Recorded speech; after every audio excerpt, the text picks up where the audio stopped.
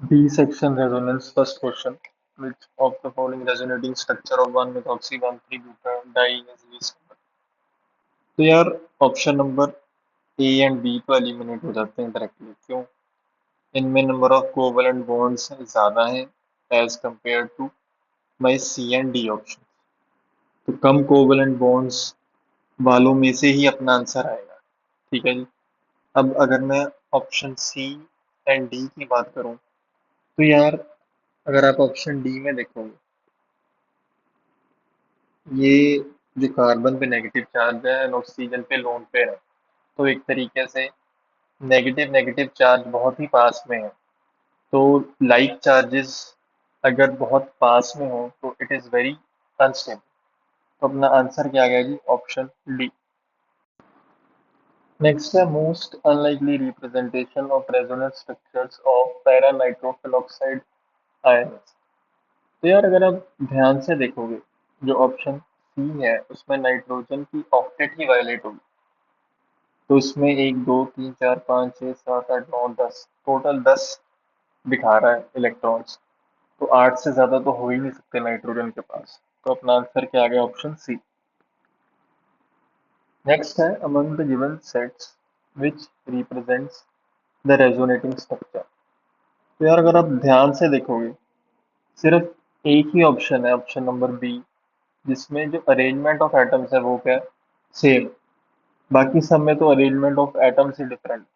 जैसे अगर मैं इसकी बात करूँ, एच सी से लगा है, यहाँ पे एच ओ से लगा है, यहाँ पे एन ओ से लगा है, यहाँ पे सी डबल बॉन्ड हुआ है, यहाँ पे एच ओ से लगा है, यहाँ पे एच एन से लगा है। तो रेजोनेटिंग स्ट्रक्चर्स जितने भी होते हैं उनमें अरेंजमेंट ऑफ एटम्स सेम होता है, बॉन्ड्स का डिफरेंस होता है। तो अपना आंसर क्या आ गया? बी पर। नेक्स्ट चलते हैं। Least contributing resonating structure of nitroethene is. तो यार अगर मैं इसमें बात करूं तो सबसे पहले देखते हैं सबसे ज्यादा कोवलेंट बॉन्ड्स किसमें। तो इसमें तो ये तो काफी स्टेबल होगा। ठीक है। उसके बाद अगर मैं बात करूं चार्जेस की, तो यार इसमें जो पॉजिटिव चार्ज है वो कार्बन नाइट्रोजन पे, नेगेटिव किस पे है? कार्बन ऑक्सीजन पे। इसमें positive charge same carbon nitrogen पे, बट नेगेटिव चार्ज दोनों ऑक्सीजन पे है। इसमें पॉजिटिव चार्ज तो सेम है कार्बन और नाइट्रोजन पे, नेगेटिव चार्ज किस पे है? Carbon and oxygen.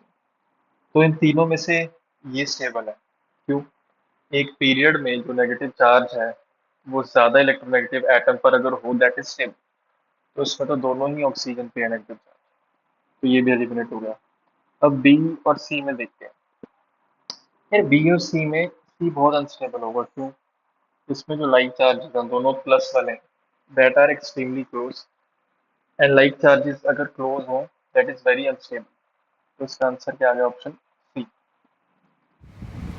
तो क्वेश्चन नंबर 5 है, in which of the following pairs of resonating structures first resonating structure is more stable than second. तो यार अगर ऑप्शन ए की बात करूँ तो ऑप्शन ए में इधर तो नेगेटिव चार्ज है कार्बन पे, इधर है नाइट्रोजन पे। तो एक पीरियड में जो नेगेटिव चार्ज है वो अगर ज़्यादा इलेक्ट्रोनेगेटिव एटम के ऊपर होगा तो दैट इज़ स्टेबल।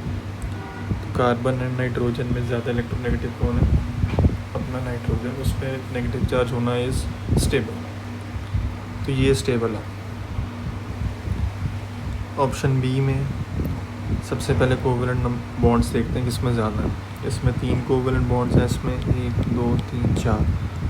तो जितने ज़्यादा नंबर ऑफ कोवलेंट बॉन्ड्स हैं उतना ही स्टेबल होगा। तो ये ऑप्शन नहीं आया, इसमें दूसरे वाला स्टेबल है। नेक्स्ट ऑप्शन में अगर आप देखो number of covalent bond same है, इधर भी 2 हैं, इधर भी 2 हैं। तो अब जो पॉजिटिव चार्ज है वो कम इलेक्ट्रोनेगेटिव एलिमेंट पे ज़्यादा स्टेबल होगा। इधर नाइट्रोजन पे है, इधर ऑक्सीजन पे। तो पहले वाला स्टेबल है। लास्ट वाले में फिर से यार इधर 2 कोवलेंट बॉन्ड्स हैं, इधर 3 हैं। तो जितने ज़्यादा कोवलेंट बॉन्ड्स उतना स्टेबल। तो दिस इज स्टेबल। तो चारों में से सिर्फ ऑप्शन सी है जिसमें पहले वाला स्ट्रक्चर दूसरे से क्या है, ज़्यादा स्टेबल। नेक्स्ट है steric inhibition of resonance can be expected in. तो यार ऑर्थो पोजीशन पे जब दो बल्की ग्रुप्स लगे होते हैं तो इतनी ज़्यादा रिपल्शंस होती हैं कि ये आउट ऑफ प्लेन ही चला जाता है, जिसकी वजह से रेजोनेंस हो ही नहीं पाती क्योंकि वो नॉन प्लेनर है। तो इसलिए स्टेरिक इनहिबिशन ऑफ रेजोनेंस अपना ऑप्शन सी में लग रहा है। नेक्स्ट है which of the following is are correct for stability of structures.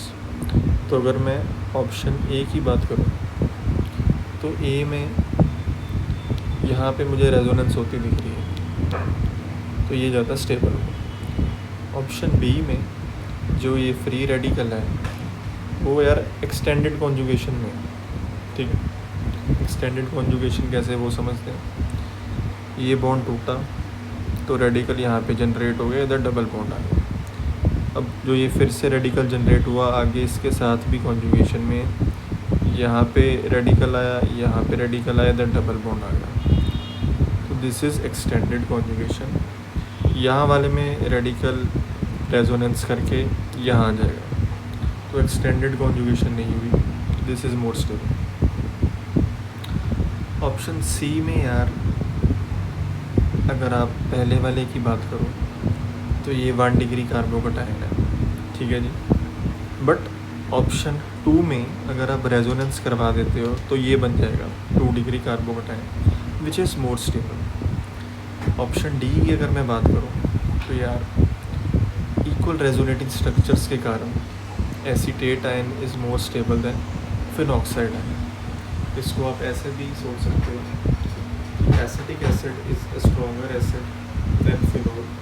तो उसका मतलब क्या है कि जो कॉन्जुगेट बेस होगा acetate ion that is more stable than the conjugate base of phenol that is phenoxide ion. Next चलते हैं, the correct stability order of the following resonating structures is. तो यार अगर मैं बात करूँ सबसे पहले हम देखेंगे कोवेलेंट बॉन्ड्स किस में ज़्यादा है। इसमें दो, अगर मैं डबल बॉन्ड की बात करूँ तो 2 डबल बॉन्ड है, इसमें एक डबल बॉन्ड है, इसमें एक ट्रिपल बॉन्ड है, इसमें एक डबल बॉन्ड है। तो टोटल कोवेलेंट बॉन्ड्स इसमें 4 हैं, इसमें 3 हैं, इसमें 4 हैं एंड इसमें फिर से 3 हैं। तो यार 1 एंड 3 दोनों में 4 कोवेलेंट बॉन्ड्स हैं, तो they are more stable than 2 and 4 जिनमें सिर्फ 3 ही हैं। अब 1 एंड 2 में कंपैरिजन देखते हैं, तो दोनों में ही पॉजिटिव चार्ज मेरा नाइट्रोजन पर है। 1 में नेगेटिव चार्ज नाइट्रोजन पे है, 3 में नेगेटिव चार्ज कार्बन पे है। तो negative charge will be more stable on more electronegative atom which is nitrogen. तो इसीलिए 1 इज़ मोर स्टेबल देन 3। अब 2 एंड 4 में देखते हैं यार। 2 एंड 4 में नेगेटिव चार्ज जो मेरा है वो नाइट्रोजन पे है, 2 में पॉजिटिव चार्ज कार्बन पे है। तो नेगेटिव वाला ज़्यादा इलेक्ट्रोनेगेटिव एटम पे है, पॉजिटिव वाला कम इलेक्ट्रोनेगेटिव एटम में। 4th में क्या है भाई, जो पॉजिटिव चार्ज है वो ज़्यादा इलेक्ट्रोनेगेटिव एटम पे है, नेगेटिव चार्ज कम इलेक्ट्रोनेगेटिव एटम पे है, तो दिस इज़ अनस्टेबल। तो 2 एंड 4 में 2 इज़ मोर स्टेबल देन 4। तो ओवरऑल ऑर्डर क्या आ गया, 1 is greater than 3 is greater than 2 is greater than 4। Question number 9, triethylamine is less basic than quinuclidine, explain your answer. तो यार जो ट्राइएथाइल अमीन है उसमें जो ये बल्कि इथाइल ग्रुप्स हैं, इन्होंने इस नाइट्रोजन के लोन पेयर को घेरा हुआ है। एक टेट्राहेड्रल अरेंजमेंट में आप ऐसे इमेजिन करें कि जो नाइट्रोजन का लोन पेयर है उसको इन इथाइल ग्रुप्स ने घेरा हुआ है, जिसकी वजह से जो वो लोन पेयर है वो डोनेशन के लिए अच्छे से अवेलेबल नहीं है due to steric hindrance. But दूसरी फिगर जो मैंने बनाई है क्यूनोक्लिडीन की, उसमें क्या है, जो ये मिथाइल ग्रुप्स है ना वो सारे एक रिजिड रिंग लाइक स्ट्रक्चर में अरेंज्ड है, जिसकी वजह से जो ये लोन पेयर है वो एक साइड से काफ़ी अच्छे तरीके से एक्सपोज्ड है, तो इसका अटैक बढ़िया से हो सकता है। बिकॉज ये जो मिथाइल ग्रुप्स हैं ये एक अच्छे से रिजिड रिंग लाइक स्ट्रक्चर में बंधे हुए हैं। इसी वजह से इसका जो बेसिक करेक्टर है वो ज़्यादा होता है, क्योंकि लोन पेयर बहुत बढ़िया तरीके से एक्सपोज्ड है, तो डोनेशन बहुत बढ़िया होगी। ठीक है जी। नेक्स्ट देखते हैं question number 10। Steric inhibition of resonance can be expected in. तो यार ऑर्थो पोजीशन पे बल्कि ग्रुप्स लगे हुए हैं, जिसकी वजह से जो ये ग्रुप है मेरा, that will be out of plane. ठीक है ना। अगर प्लेनर ही नहीं है तो रेजोनेंस नहीं होगी। तो ऑप्शन नंबर ए में, बिकॉज ऑर्थो पोजीशन पे दोनों तरफ बल्कि ग्रुप्स लगे हैं, तो एस आई आर यानी कि स्टेरिक इनहिबिशन ऑफ रेजोनेंस होगा। नेक्स्ट है question number 11। Identify more stable canonical structure in each of the following pairs. तो ऑप्शन ए में यार, ये न्यूट्रल है, इसमें फॉर्मल चार्ज है, तो जो पहले वाला है that is more stable due to less formal charge. Next option B में देखते हैं। सिमिलर लॉजिक है। ठीक है। एक तो इसमें कोई फॉर्मल चार्ज नहीं है, दूसरा इसमें कोवलेंट बॉन्ड्स भी ज़्यादा हैं, 3 है, तो this is more stable. Next देखते हैं। तो यार इसमें 6 पाई इलेक्ट्रॉन्स हो गए, अगर मैं इस नेगेटिव चार्ज और ये पाई बॉन्ड्स को कंसीडर करूँ तो ये एरोमेटिक है, 6 पाई इलेक्ट्रॉन्स होने की वजह से। यहाँ पे पॉजिटिव चार्ज है और इधर 2 पाई बॉन्ड्स हैं, तो यहाँ पे 4 पाई इलेक्ट्रॉन्स हो गए मेरे, because of which it is anti aromatic, and as we know aromatic is more stable than anti aromatic, तो ये ज़्यादा स्टेबल है। नेक्स्ट देखते हैं। तो देखो अगेन इसमें कोवलेंट बॉन्ड्स भी ज़्यादा दिख रहे हैं मुझे, एंड कोई फॉर्मल चार्ज भी नहीं है, तो this is more stable. And अगर मैं बात करूँ ऑप्शन नंबर ई की, तो यार दोनों में जो नेगेटिव चार्ज है वो तो कार्बन पर ही है, बट यहाँ पॉजिटिव चार्ज ऑक्सीजन पे है एंड यहाँ पॉजिटिव चार्ज नाइट्रोजन पे है। तो पॉजिटिव चार्ज जो है, अगर लेस इलेक्ट्रोनेगेटिव एटम पर होगा तो वो ज़्यादा स्टेबल होगा, जिसकी वजह से दिस इज मोर स्टेबल।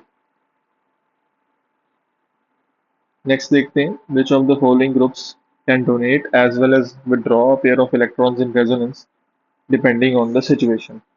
ठीक है। तो ऑप्शन बी की बात करूँ NO की, तो ये लोन पेयर है, तो अगर ये लोन पेयर डोनेट होगा तो ये प्लस एम शो करेगा, बट नाइट्रोजन ऑक्सीजन के साथ भी बॉन्डेड है, तो चार्ज डेंसिटी नाइट्रोजन से ऑक्सीजन की तरफ भी जा सकती है, एंड वो आगे फिर मेरी रिंग से भी, जिसके साथ वो अटैच्ड है, विड्रॉ करेगा। तो दोनों इफेक्ट्स शो करेंगे, डोनेशन का भी और विड्रॉल का भी। अब अगर मैं बात करूँ इस ऑप्शन नंबर सी की, तो यार देखो ये डोनेट भी कर सकता है, इससे दूर भी जा सकती है इलेक्ट्रॉन डेंसिटी, एंड ये अपनी तरफ भी खींच सकता है, इसकी तरफ भी जा सकती है, तो दोनों इफेक्ट्स शो करेंगे। ऑप्शन नंबर एफ की अगर बात करूँ तो सेम लॉजिक, लोन पेयर है तो ये डोनेट भी कर सकता है, क्योंकि डबल बॉन्ड है तो ये अपनी तरफ खींच के विड्रॉ भी करवा सकता है। ठीक है जी। लास्ट है question number 13। In biphenyl rings which of the following statements is true. तो यार जब दो फिनाइल रिंग्स लगी होती है उसे बाइफिनाइल बोलते हैं। तो बाइफिनाइल में एक रिंग हम ऐसा मानते हैं कि डोनेट करती है एंड एक रिंग एक्सेप्ट करती है, तो एक रिंग को पाई डोनर माना जाता है, दूसरी रिंग को पाई एक्सेप्टर।